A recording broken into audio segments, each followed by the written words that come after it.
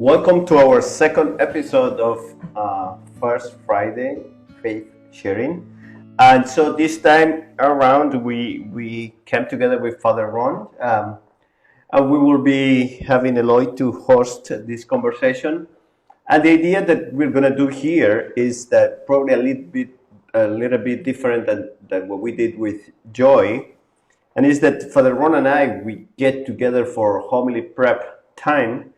And one of those days we were discussing and talking about like how neat that was. And then he wanted to write something. So I told him, no, I need somebody to be on camera with me for something like this. And so he is so kind and he was open to do this. So we are going to do it for you. Okay, so I handed over Eloy, who is going to be our host and we're going to be helping us to lead and guide this conversation. So thanks for joining us, Father Ron, and you're welcome. This is the Ron and Juan show. So I've always wanted to use that, and so I finally got to do it today. But thanks for joining us. You're Father, welcome. Happy to do that. Ron, and Father Juan as well. So we're socially distant right now, and so that's why we've got our 3 cameras on to make sure I stay centered. So one question that I had for both of you, I think, could be is, how long have you been priests for? So I've been a priest for 47 years. So I was ordained in 1973, May 26th. So been priest for 8 years. Was ordained on May 19th, 2012. Yeah. Okay. Right. One question that I did ask earlier today, and I don't have it on here, but can I just ask, when did you guys feel you wanted to be a priest, or when did you feel a calling? So when I was growing up in the 1950s, basically, there was a high level of interest in religious vocations, and then it kind of peaked in the 1960s. And when I was in 8th grade, there were 5 of us who wanted to go to the high school seminary. So that was in 1961, and we started the seminary together from a little town of Waterford, 5 guys who were interested in becoming priests. And then one of them and myself, we pursued it. 3 guys kind of left the seminary along the way. There was one guy who stayed until maybe 4 years before ordination, and then he also left, so I was the one finally who was ordained. And the interest in it came because of the priests we had in the parish at the time, but also my mother had a half-brother who was a Redemptorist brother, which was another unique vocation.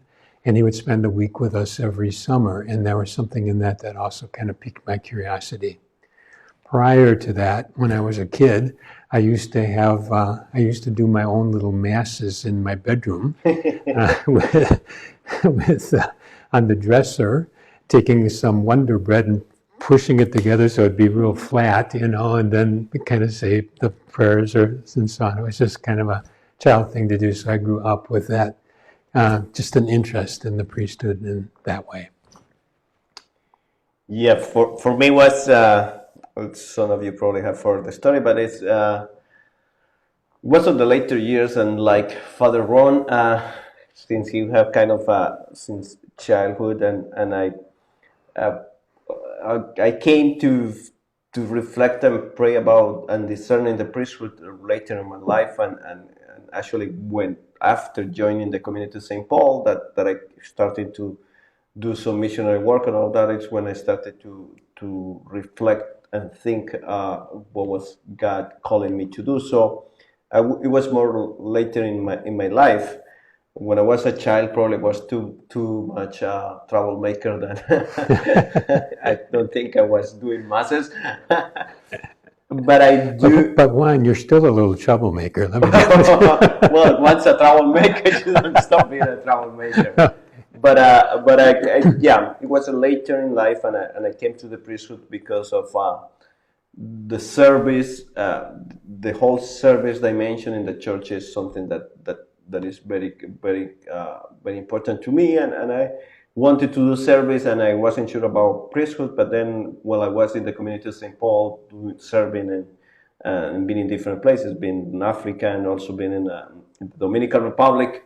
So I kind of discerned my way through the priesthood, and so here I am.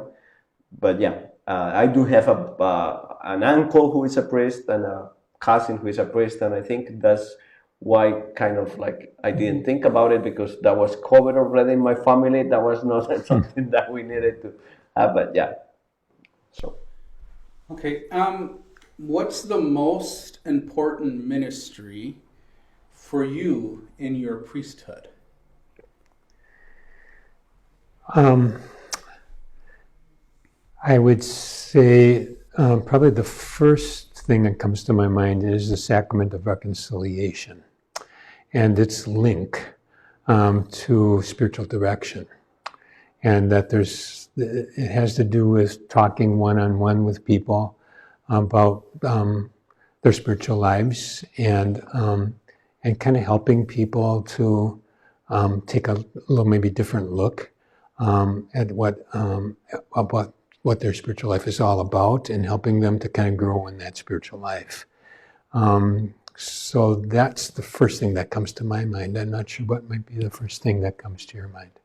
the first thing that, and it probably have to, it's also like you mentioned, a link, and it for me is preaching. Preaching is like I think is the time that, and that's why I preach along. You guys know, it's the time that you have an opportunity to have a large amount of people at church that you could share with them and try to help them, not to tell them what to think, but to help them think about something in life, no? And that's also tie and link to all the Bible studies things that we do in the parish and that I like to do, and it has been since day one in my priesthood, like Bible studies go hand in hand with preaching, and I think probably if the overarching ministry will be formation of the laity, you know, that I want you to know what is church teachings and the Bible and the sacred scriptures, so that people will be formed and will be challenging to the priest, so that you know that that's probably what I would say. Yeah.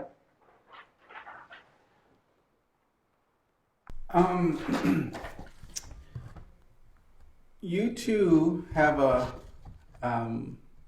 way of preparing your homilies, and you started doing some sort of homily prep, I think is what sometimes when I'm working with Father Juan, he says he's got to.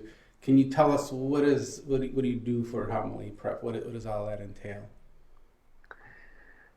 I think the homily prep that we do together had grown out of homily prep that I had been doing with Father Javier.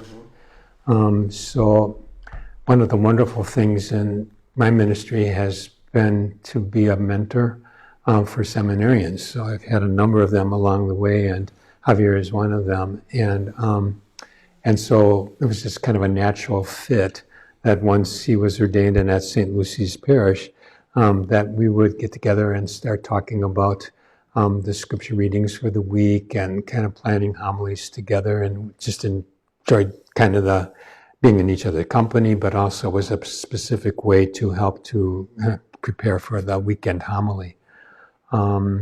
So it kind of came out of that. And then when Juan came from the Dominican Republic, and you found out that Javier and I were doing that, I remember one day you just said to me, "Can I join you?" And of course, that was wonderful. Was that a year ago or 2 years ago? Yeah, like a year ago. A year ago. Yeah. And so that's how it developed. And so since that time, and Javier has moved on, but we continue to do that on Fridays sometime. I mean, that's kind of where we came in, and the thing is that, I mean, I don't want to be disrespectful, but Ron has 47 years of prison, and I have 8 years of prison, and I think for me that homily prep brings a lot of things that he sees in a way and I see in a different way, but coming together we kind of like meet and find and helps me really to be able to focus on what I want to preach. And when I heard about that they were meeting and they were getting together, I thought that it was a good thing also for me, because I used to do that with Father Martin and Father Esteban down in the Dominican Republic when I was, just kind of discuss, because as I mentioned, preaching is one of the things that I do think is very important in a ministry.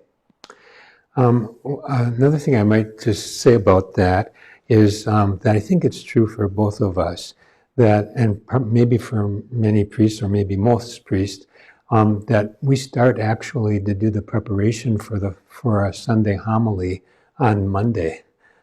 So we finish on Sunday with the homilies, and then on Monday I pick it up and I start looking at the gospel on that day.